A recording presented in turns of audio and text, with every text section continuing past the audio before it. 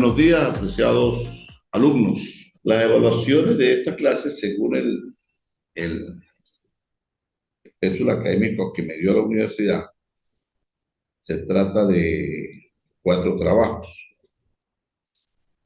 o de 4, si entrega de 4 trabajos, porque está establecido que vamos a manejar 4 clases. Voy a mirar acá a ver cómo están diseñadas las respectivas clases. De igual manera, la modalidad de evaluaciones, pues ya les voy a decir cómo la vamos a hacer para que ustedes tengan la gentileza de enviarlas. Tenemos que son 4 unidades. En la primera unidad hablaremos sobre los antecedentes de la justicia universal, hablaremos de los principios de los códigos de la humanidad y hablaremos de los derechos generales y los derechos de la gente de Roma y antecedentes de la justicia universal. Y hablaremos sobre la Declaración de los Derechos del Hombre y del Ciudadano. En la segunda unidad vamos a hablar sobre la Corte Penal Internacional como expresión internacional del siglo XXI y hablaremos sobre el legado que ha quedado a través del tiempo de la aplicación del derecho. En la unidad 3 hablaremos de tribunales penales internacionales, donde hablaremos de la Corte Internacional, hablaremos de la Corte de Derechos Humanos y ahí iremos explayando conocimientos en diferentes temas de diferentes cortes que existen, incluyendo la Corte Constitucional, con sede en San Francisco, California, Estados Unidos de Norteamérica. Y por último, hablaremos sobre los delitos y crímenes internacionales. Allí tocaremos algunos temáticos sobre los delitos de lesa humanidad, donde está la importancia para ustedes. Por hoy tenemos que hablar solamente del origen teórico y antecedentes sobre el derecho internacional. Entonces, visto eso, son 4 unidades que vamos a ver a través de la clase, 4 unidades que se van a repartir en 4 módulos de estudio y que cada uno va a ser evaluado al 25%. ¿Cómo va a ser esta evaluación? Sobre esta unidad que voy a dictar hoy, ustedes van a enviar un trabajo a la plataforma en un lapso mayor de 8 días. Esperemos que para la semana entrante debería estar el trabajo ya en la plataforma. Un trabajo de mínimo 8 páginas, donde ustedes van a plasmar lo que yo he dicho allí, los tópicos que voy a tocar, porque se trata de una clase ya para profesionales del derecho. Entonces tocaré algunas temáticas, algunos puntos de esta tertulia que vamos a tener y donde ustedes van a poder usar más conocimiento de lo que ustedes pueden adquirir, de lo poco que yo pueda tratar de enseñarles, aunado a la investigación que ustedes van a hacer, con unas respectivas conclusiones de este trabajo. Vamos a bajarlo a 6 páginas, no 8 mínimo páginas y en alto que consideren conveniente en suscribir y enviar a la plataforma. Eso tiene una evaluación del 25% y así sucesivamente. El último tema va a ser un video que van a montar ustedes y que lo van a hacer llegar a la plataforma.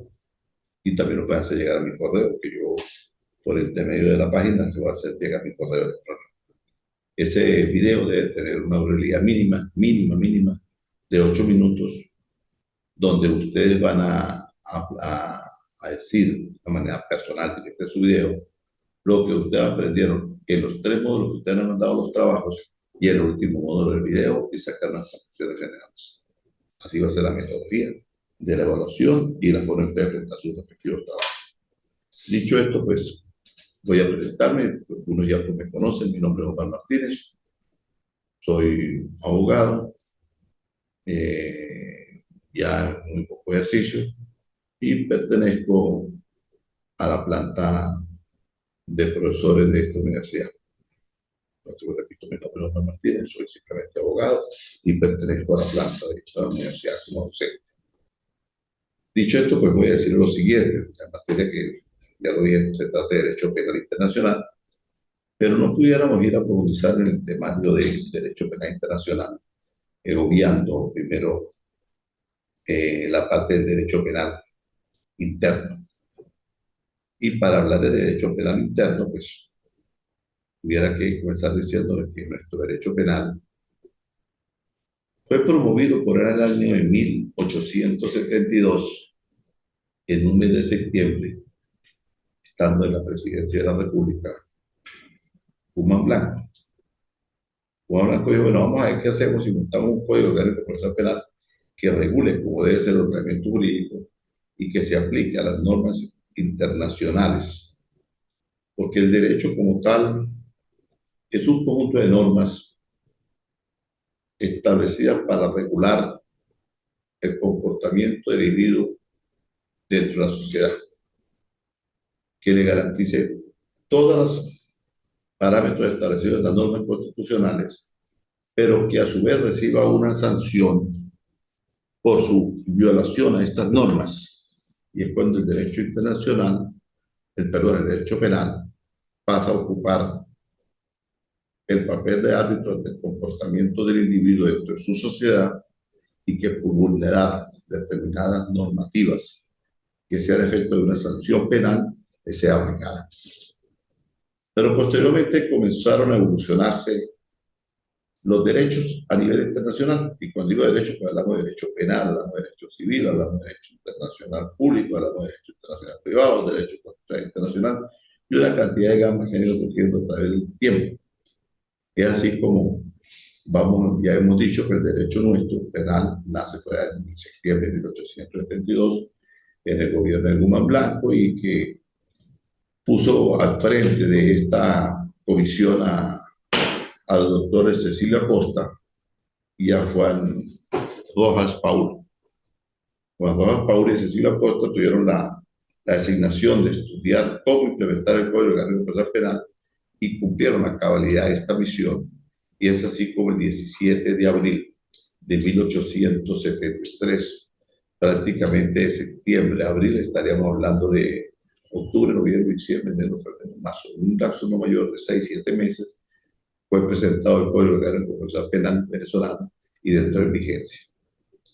Sin embargo, el Código actualmente penal nuestro fue presentado hace más ya de 12, 14 años a la Ilustre Asamblea Nacional para ser reestructurado, tener algunas modificaciones y todavía está en la gaveta donde lo guardaron porque no ha habido tiempo durante todo este lapso de poder hacer las reformas respectivas. Sin embargo, vemos allí cómo han surgido una cantidad de leyes especiales que se vinculan directamente con el Código Penal venezolano y que han conllevado a desmembrar en su buena parte al Código Penal y que conlleva como esto simple y llanamente a existir un choque de malas interpretaciones jurídicas por parte del ente acusador cuando muchas veces pretende aplicar en los actos conclusivos la solicitud de penas, incluyendo la que está establecida dentro del Código Penal y la que está establecida dentro de las leyes especiales. ¿Por qué sucede esto? Porque no ha habido un orden jurídico en la implementación de la ley. Se ha manejado la diatriba, el Código Penal era como decir un árbol de Navidad, un ejemplo muy práctico, con una cantidad de bambalinas, una cantidad de luces. Pero algunas luces se fueron apagando, se fueron quemando a través del tiempo, porque también a través del tiempo surgió una cantidad de delitos nuevos, delitos modernos, como por ejemplo delitos informáticos, que son recientes, la legitimación de capitales.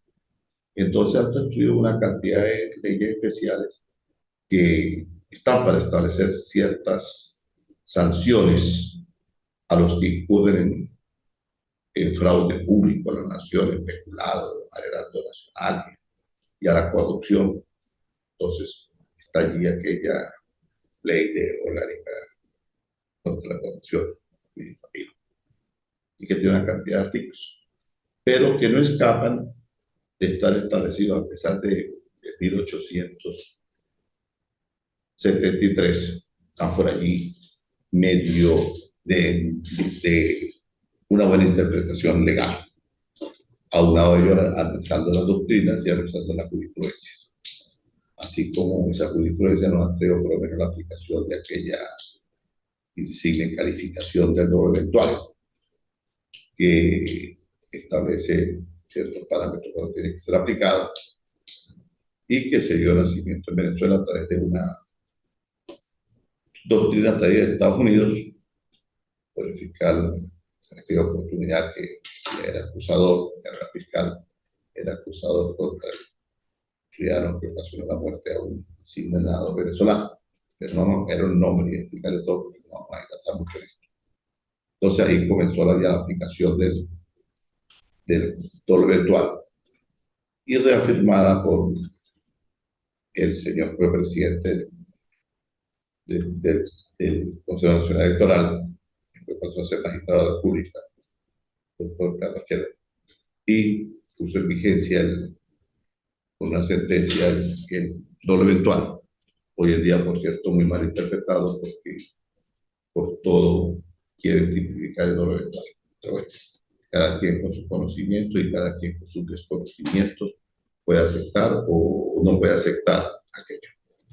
La idea mía es simplemente traer a cotación esto acá para que ustedes vean cómo hay un surgiendo, pero no voy a pasar por alto explicarles cuáles eran los principios y dónde nació nuestro Código Penal para poder profundizar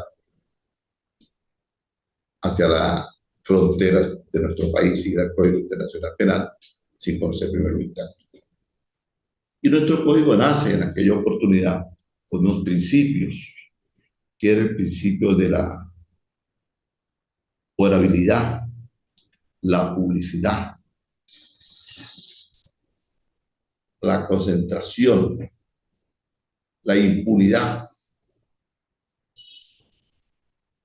y todo esto, la equidad. Y todo esto enmarcado solamente en algo que es fundamental y que es todo el tiempo machacado a nivel mundial, que son los derechos humanos. Cuando un código penal nace, debe nacer con una cantidad de principios que se lo acabo de mencionar a ustedes, pero ante todo enmarcados al respeto de los derechos humanos. Los derechos humanos establecen allí como una norma constitucional y están vigentes a través de los tratados suscritos, firmados y refrendados por la República de Venezuela, hoy en día República Bolivariana de Venezuela. Entonces, malamente, los derechos humanos puedan pretender ser vulnerados por decisiones de los altos tribunales de la República, donde pretendan desconocer la violación de los mismos y darle un matiz simplemente de que debe serse considerado como un acto, si se quiere, de cierta desviación de la norma de cumplimiento del funcionario público y que entonces tiene que tener un proceso administrativo. La pregunta es la siguiente: ¿dónde está la equidad y la igualdad de la justicia? Porque aquello pareciera que ya por simple hecho de ser funcionario pues tiene una investidura diferente al ciudadano común que de repente pueda violar los derechos humanos. Dicho esto, pues cada quien interpretará a su raciocinio y a su propio entender. Pero sí le hago una acotación a el derecho como tal. Alguien dijo una vez que era abstracto. Y el simple hecho de ser abstracto, pues, decían también, nos dicen algunos, cuando desconocen lo que son normas jurídicas, que es de libre interpretación. Pero es que la ley no acepta libre interpretaciones. La ley es una sola y la interpretación de la norma es una sola. Entonces son bagatelas de poca monta utilizadas para poder discernir en temas que son muy delicados como son los derechos humanos y que entonces pretendan darle una de opinión argumentándose en que el derecho es abstracto.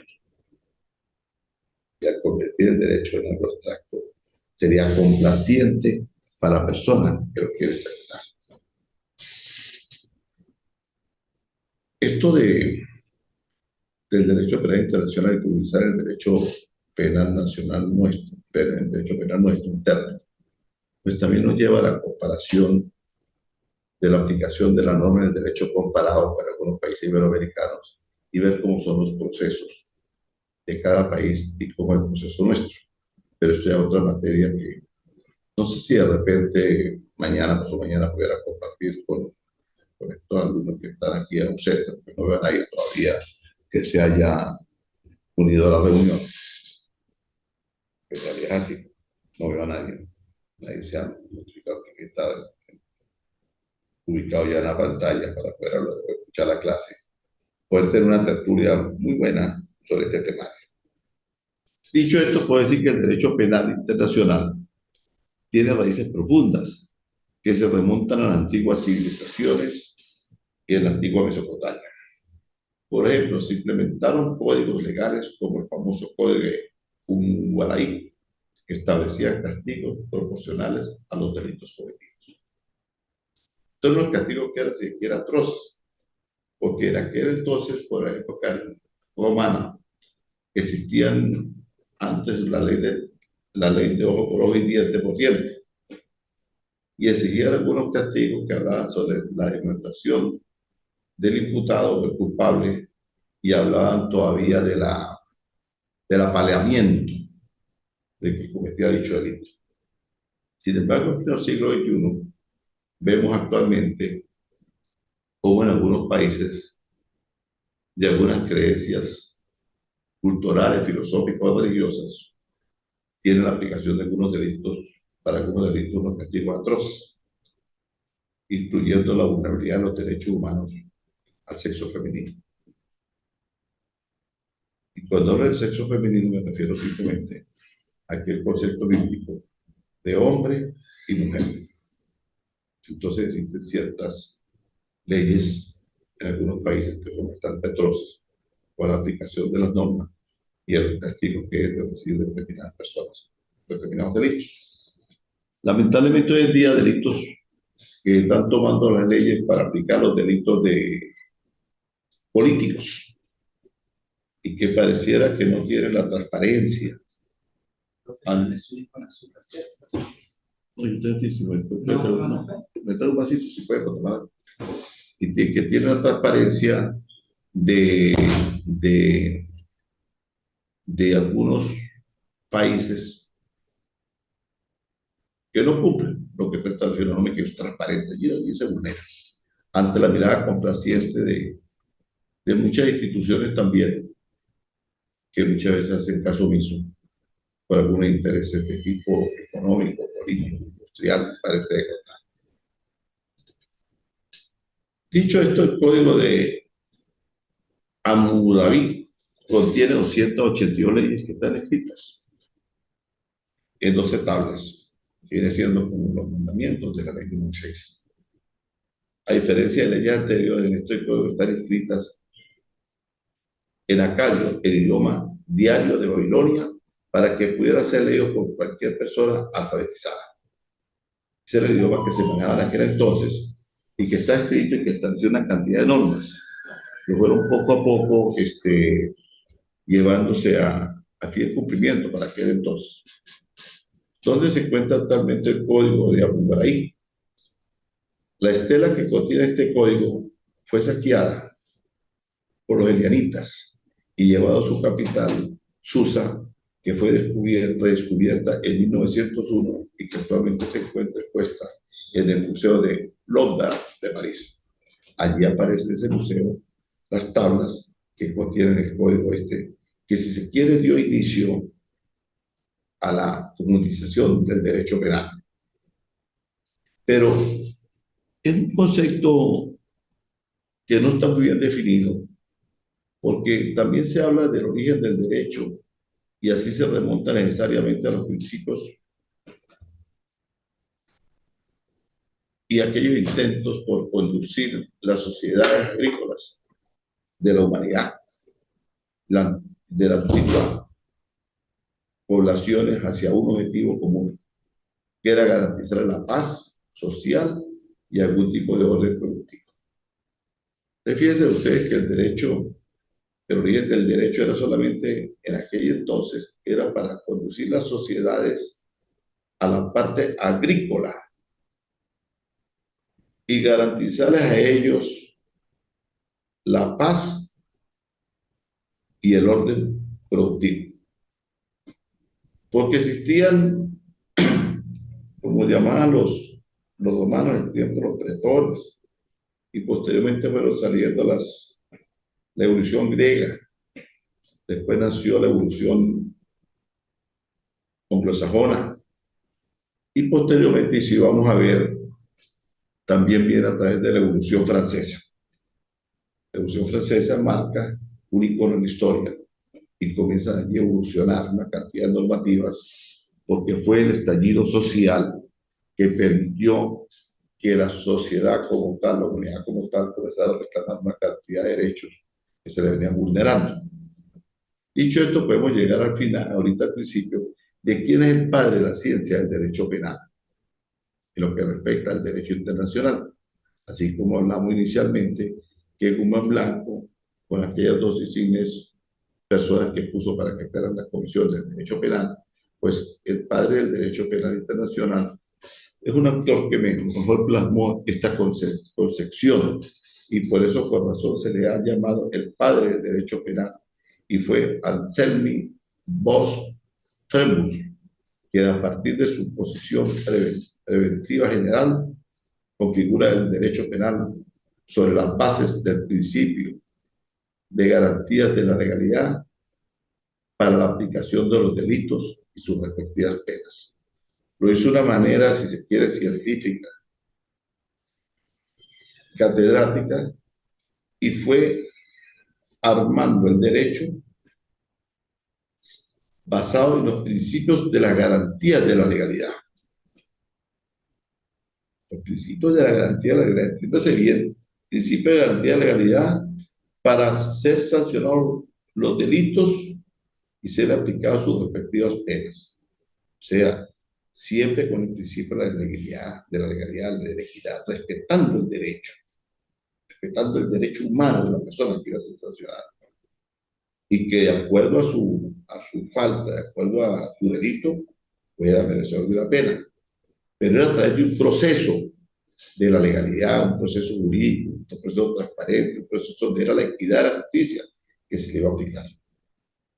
Yo voy a hacer un alto acá en este temario y voy a preguntar lo siguiente, y le va a servir a ustedes para que vayan haciendo el trabajo que van a exponer, que hablé inicialmente, que es de 6 páginas como mínimo, para que no tengan mucho tiempo también ocupados de hacer el trabajo, porque yo veo que están muy ocupados. Y díganme, perdónenme decir esto, porque cuando da una clase, pues uno aspira por lo menos que el alumno te presente, porque se presenta a través de y que por lo menos a través de la plataforma. Yo lo digo porque yo voy a estudiar y seguir estudiando, pero siempre voy pendiente de mis clases porque querer profundizar siempre en el conocimiento muy bueno, porque son ideas, conocimientos que uno va adquiriendo y almacenando.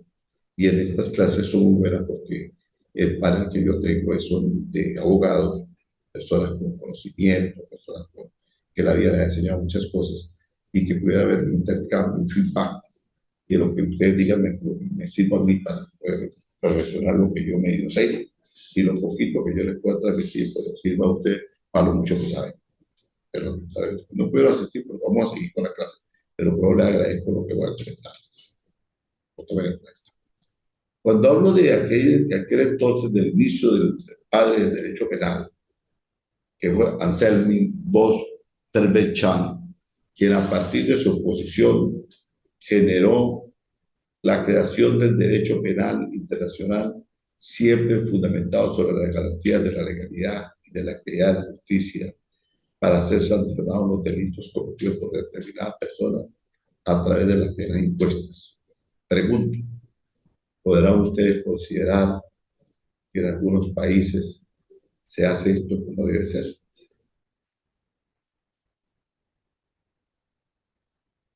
Sin embargo, Anselm von Frechen, que nos ostentaba el título de caballero, fue un célebre jurista alemán, que fue el padre del derecho penal internacional, que nació por ahí en 1775 cerca de Jena y murió en 1873 en Frankfurt. Fue el autor del Código Penal de Baviera en 1830 y su nombre se encuentra entre los modernizadores de las leyes de su país. ¿Cuáles son las etapas de este derecho internacional? Pues tenemos que profundizar también, como profundizamos con el venezolano, y vamos a decir derecho internacional porque fue por allá, en otros países. El derecho prehispánico del horizonte preclásico data de 1800 a.C. a 1521 después de Cristo. Y el derecho indiano data de 1492 a 1821. Y surge nuevamente el derecho de 1800 a 1821. Y el derecho de México independiente data de 1821 a 1876. Y la importancia de que ese derecho de México independiente, que data de 1821 a 1876, trae como acotación que una de las primeras constituciones existentes a nivel del mundo fue la Constitución mexicana. Entonces estuvo un poco largo de contar, porque México siempre ha sido el horizonte de ser uno de los principales países juristas a seguir en el medio jurídico. Hay una cantidad de juristas a seguir que manejan todo lo que es el derecho, que tienen buenos libros, pero México data con la primera constitución de nuestro continente iberoamericano y data del derecho de México independiente penal internacional.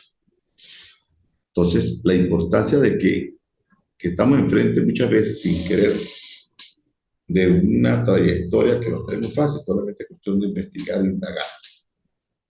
Porque yo me permito, con el respeto que ustedes se merecen, estudiar y estudiar es profundizar en el conocimiento. Pero eso nos va a permitir tener un bagaje del mismo. Pero cursar un determinado nivel, maestría, doctorados, por tener, decía alguien que recuerdo ahorita, un título colgando ahí en la pared, pues no tiene sentido, ¿no? Porque ahorita simplemente escaneándolo, pues lo pueden hacer. Cualquiera lo puede hacer.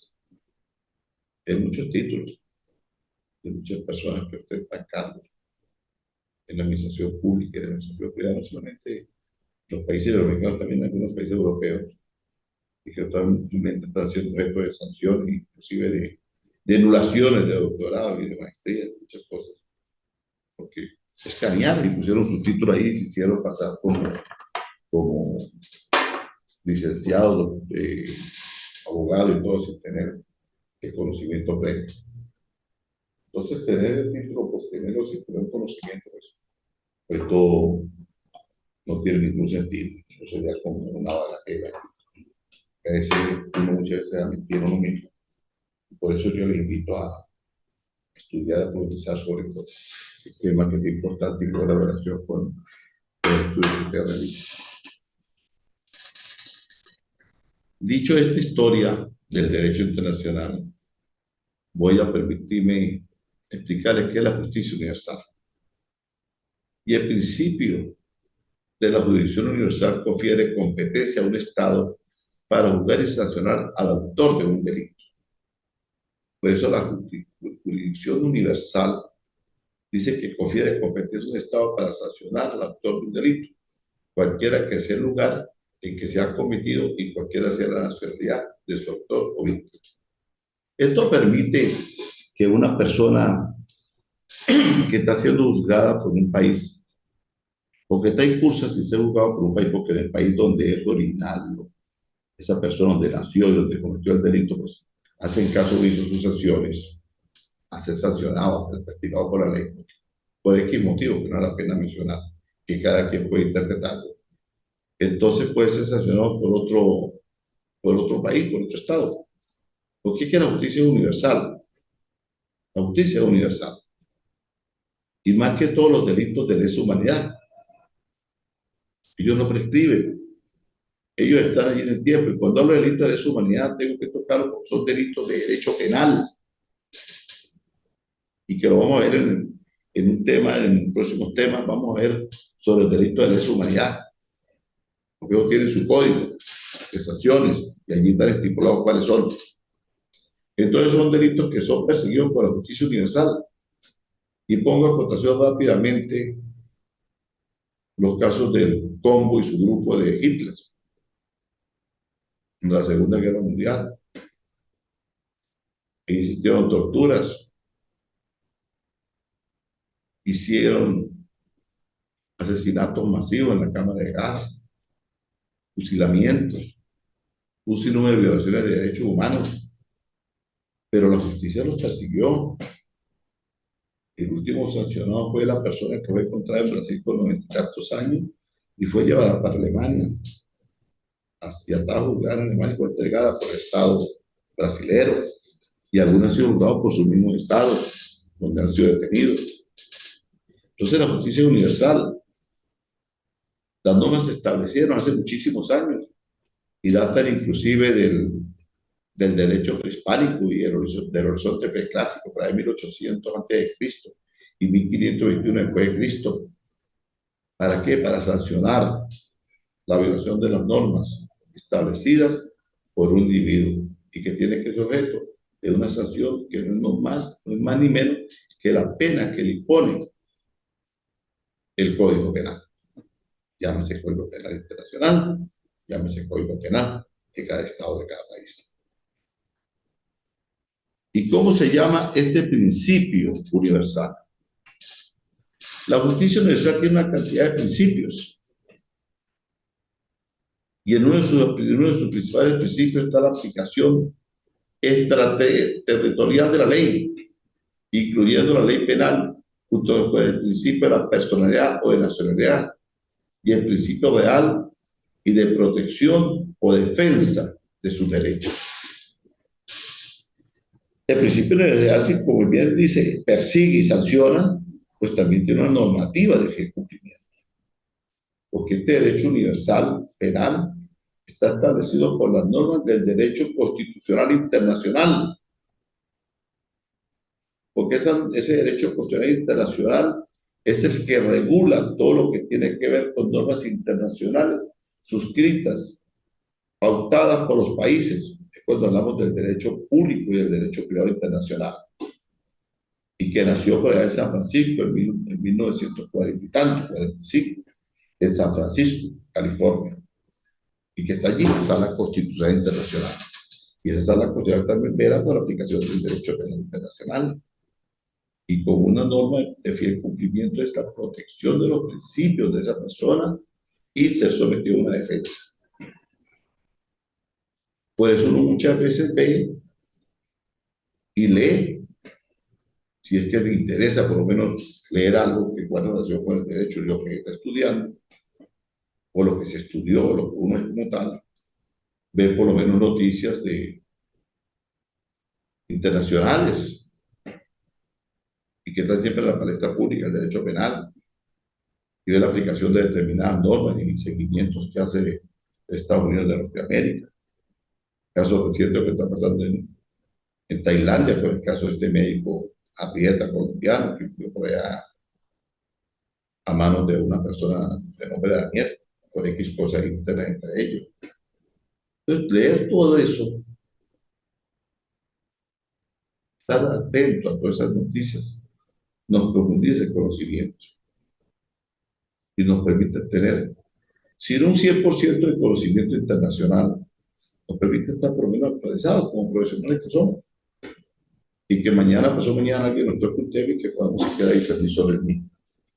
y que no demostremos la incapacidad mental de poder decir, mire, yo eso no sé. Porque entonces, ¿qué va a decir la persona? Bueno, pues yo no entiendo cómo que es abogado, que es jurista, que es doctor, no vaya a conocer determinados temas. Porque ahí donde está el conocimiento, donde se demuestra el estudio de la capacidad del raciocinio intelectual para poder adoptar tanto de los acontecimientos para los cuales se estudió y en los cuales se hace el principio, estar un latente y puede partir las clases. Porque como profesor uno tiene que estar al tanto de todos los aconteceres, si no lo maneja un 100%, por lo menos tener siquiera un tópico de conocimiento de eso, por si determinado alumno le pregunta a uno, tiene que hablar. Por eso la importancia de la asistencia a los alumnos a esta clase, porque yo no llamo que le tertulia, una tertulia de conocimiento, donde podamos divagar el uno con el otro y poder decir una cantidad de principios y poder dialogar. Pero mientras no se vea el interés, pues lamentablemente no se puede dialogar porque se desconoce el asistir a la clase. ¿Cómo se llama el principio universal? Ya se lo dije. Es siguiendo las normas de la protección de sus derechos y el principio de la defensa. Toda persona procedura por otro país, en otro territorio, que está siendo perseguido por la justicia internacional por determinados delitos, incluyendo corrupción, lavado de activos, esas cuestiones que hoy en día son delitos nuevos y que están constantemente al inicio de esta situación, pues genera, si se quiere, que la persona sea objeto de la sanción, sea objeto de un proceso transparente, diáfano, respetando sus derechos humanos, pero con su respectiva defensa. Así de sencillo. Pero esta jurisdicción debe tener también otros principios. Y por eso hablamos que la jurisdicción ordinaria se fundamenta en los principios procesales que debe ser gratuito. La persona, independientemente de que va a ser juzgada, no tiene que eso de ser techada, de ser extorsionada por los que administran la justicia y que tenga que estar pagando una cantidad de dinero para que se le ayude. No, la justicia debe prevalecer de una manera gratuita, pública, transparente, rápida, que exista la probabilidad, la honestidad del juez que administra justicia y del fiscal que acusa y del abogado que defiende. Aquí son tres señores que juegan vital importancia. El juez que va a sancionar, de acuerdo a los elementos de culpabilidad y medios probatorios que demuestre el fiscal, y va a absolver de acuerdo al medio probatorio de virtuar los cargos que se le hagan por la defensa. Y para eso debe ser de una manera gratuita. El defensor, por supuesto, cobra por su honorario, pero cuando hablo de gratuidad es el que administra la justicia. No tiene que estar echando y estar cobrando, porque para eso el Estado, X Estado le paga un salario y por eso está cubierto sus honorarios como juez o como fiscal. Debe ser pública. Hay cosas allí que tienen que ser transparentes, porque eso decía la norma. Los principios de la justicia hablan de eso, hablan de una oralidad, o sea, que un proceso abierto, que tiene que ser oral, donde cada quien pueda discernir, donde cada quien tenga derecho a expresarse con su raciocinio de defensa o de acusación, y no ser bloqueado allí, como existe en algunos países, que el Código Orgánico Procesal Penal es bloqueado y no te permite promover ninguna prueba porque ya se venció el lazo del día de la audiencia preliminar. Entonces, lo que se tiene que batir allí, tampoco el juez del Código de Control tampoco lo va a aceptar porque ese proceso ya cerrado y eso lo va a discutir en juicio. Entonces, si quiere admite los hechos y si no se va a juicio, ya lo va a debatir. Y dónde están los principios de garantía, dónde está la ley de saneamiento procesal, que diga, no, esto y esto y esto que te dice el fiscal, yo no lo admito por esto y por esto, y el ciudadano de persona está diciendo esto. Entonces, crear allí un estudio, un conocimiento y tomar decisión de una vez. Y no muchas veces, porque la persona no quiere admitir la culpa porque es inocente, pero tampoco le quiere aceptar el descargo que hace la defensa, entonces lo mandan a juicio. y el juicio para dura unos 2, 3 años haciendo juicio, y a los 2, 3 años se determina que era inocente. Entonces resulta que pagó una pena, si se quiere, que no tenemos que pagar, pero yo siempre lo denomino, son pruebas anticipadas por la ineficacia de la justicia. Así de sencillo es. La celeridad, que la celeridad procesal, los tiempos, los lapsos tienen que cumplirse, y no se puede establecer un lapso para el día tal, a la hora tal, 9 de la mañana, del día 10. Entonces, el día 10 resulta que a las 9 de la mañana está allí y son las 9 de la tarde no tiene detenido. Entonces, bueno, vamos a diferirlo para él. Ya no para el día, vamos a diferirlo para el 25, son 15 días que pueden tomar. Y así van pasando los tiempos, cuando no es que no lo traen, pasa un año, 2 años, eso es normal. Y eso está establecido en normas constitucionales de derecho internacional, no solamente a nivel regional, a nivel nacional, a nivel de cada país, no, eso a nivel de las jurisdicciones internacionales. Está la probabilidad, está la honestidad de los que administran la justicia, está la legalidad, que debe permitir aquel acto, que todo se incluye dentro de la legalidad, está la eficacia, está la eficiencia, está la accesibilidad inmediata que debe tener la persona, el tener conocimiento de qué está pasando con su detenido, no puede montar la defensa. Y en muchos países ni siquiera le permiten al abogado defensor ver el expediente, ni mucho menos le permiten ir a hacer una defensa, porque si hace la defensa también queda detenido igual que su defendido.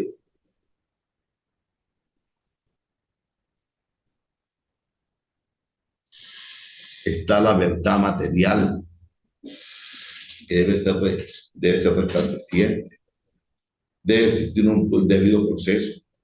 En nuestro país está establecido en el artículo 49 de la norma constitucional, y está ante todo la importancia número uno, que es la igualdad de las partes ante el juez en el debido proceso, cosa que tampoco se cumple. Yo sí que se cumple menos. ¿Por qué se cumple menos? Porque resulta que uno como defensor, hablando ya de parte interna, porque hay que ir para atrás y para adelante, como cagreo, para atrás y para adelante, hablando del penal interno para poder hablar del penal internacional, porque yo no voy a hablar de un penal internacional diferente, que es una maravilla comparado con el penal nuestro. Tenemos que ir sacando conclusiones de uno y otro, porque ese es el trabajo de ustedes estudiar. Pero la igualdad de las partes ante el juez existe. No, no existe. No existe porque ni siquiera existe la igualdad entre los jueces defensores privados. Porque hay algunos que tienen el libre acceso ante el juez y hay otros que ni siquiera pueden acercarse al juez. Tienen que pasar un bloqueo que hace el personal que presta servicio al alguacilaje y que son enviados muchas veces por el juez para que no le lleguen a él. Pero el fiscal que lleva la acusación contra su asistido, contra su defendido o su defendida, pero lo defendido en respecto humano, que no ataque si hombre y mujer defendido. Entonces, no tiene acceso a su abogado para hablar con el juez, muchas veces experiencia, cuando considere conveniente dejarlo pasar y cuando considere conveniente mostrar el expediente. Pero el fiscal de aquí sale cada rato a hablar con el juez, tú no sabes qué está pasando allí. Entonces, ¿dónde está la transparencia del proceso? ¿Dónde está la honestidad? ¿Dónde está la legalidad? ¿Y dónde está la igualdad de las partes ante un proceso penal? Dicho esto, también quiero contarles algo. En la justicia universal tiene mucho que ver también los grandes juristas del tiempo de Grecia.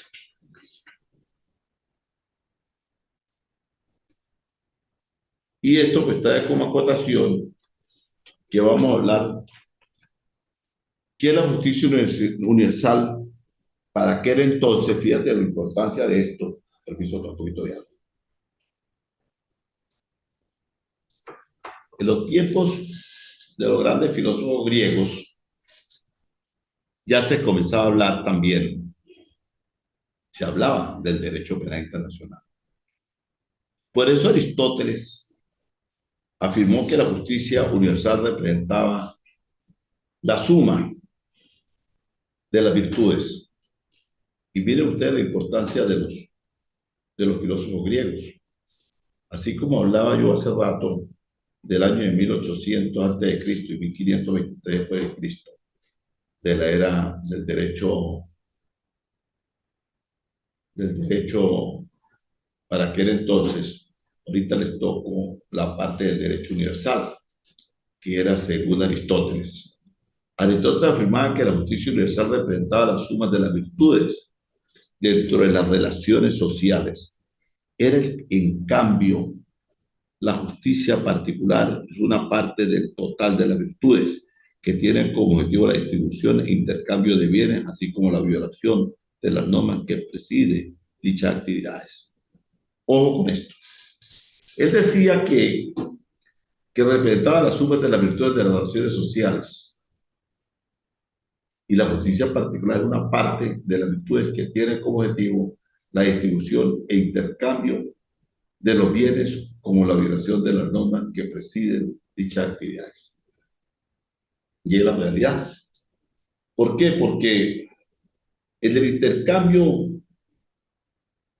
de las ideas de la justicia, pues tienen que existir las virtudes de la transparencia y de la honestidad de quienes tienen a bien hacer aquello.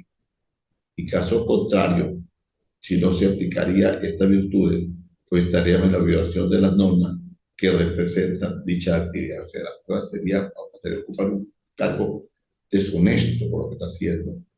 Y que parece mentira que desde el tiempo griego de Aristóteles decía en aquel entonces ese comentario, hoy en día pareciera que estuviera Aristóteles señalando con el dedo todo lo que está sucediendo a nivel jurídico internacional y a nivel jurídico interno.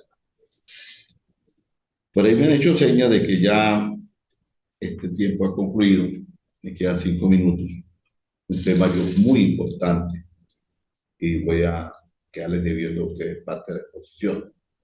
Entonces, si da efecto virtud, pero es que yo no puedo ir tocando puntos y ir saltando rápido, sin irlos llevando con la parte interna y la parte externa, porque van teniendo el conocimiento previo de lo que es el penal interno y lo que es el penal internacional, porque no puedo darle todas las virtudes de allá sin mostrar las virtudes de aquí, ni puedo dar las de virtudes de allá sin las de virtudes que tenemos aquí.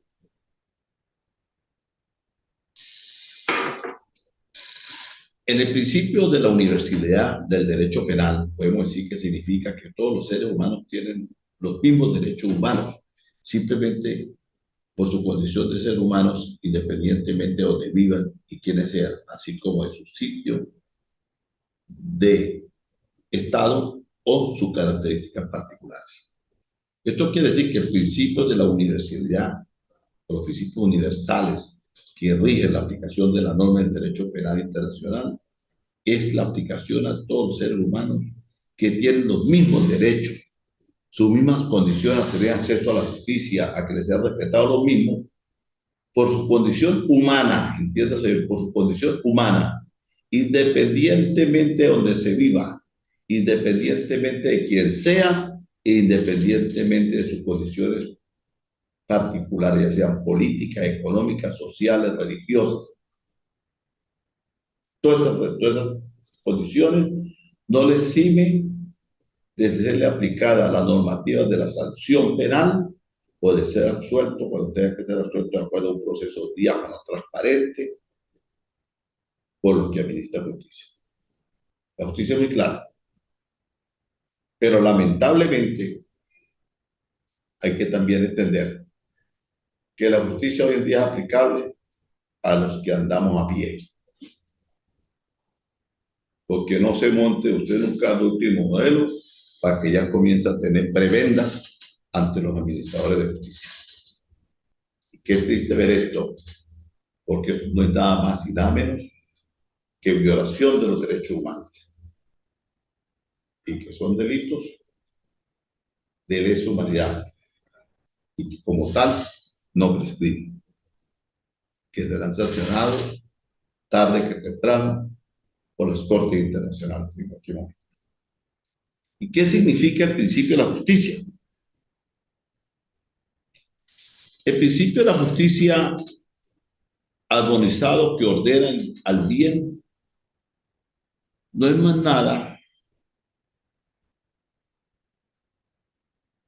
que los actos de templanza y de fortaleza en el ámbito de la sensibilidad.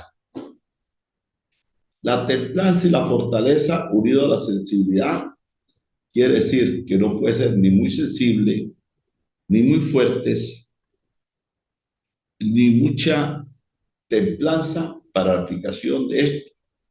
Debe ser de acuerdo a la sanción que cada quien le corresponda de acuerdo a su delito o a su falta. Porque también existen faltas dentro del Código Penal y existen delitos. Y cada quien tiene una aplicación de una pena o de una sanción de acuerdo a lo que ha sucedido o lo que ha hecho a través del tiempo.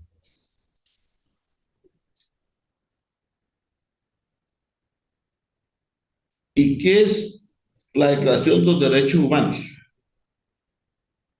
y del Ciudadano? En 1789 nació por allá la creación de los derechos humanos, la declaración, perdón, de los derechos del hombre y del ciudadano. Y la declaración fue proclamada de que todo ciudadano se le debe garantizar los derechos de la libertad, de la propiedad. Y esto es lo importante, ¿no? De la propiedad, la seguridad y la resistencia de ser objeto de opresiones. En 1789, hace muchos años. Los derechos del hombre y del ciudadano a ser respetado, la libertad de propiedad, la seguridad y la resistencia de no ser objeto de opresión. ¿Y quiénes se suscribió a esto? Los derechos del hombre y del ciudadano que se plasmaron en 1789. Pues para esa fecha, el que redactó originalmente esto fue nada más y nada menos,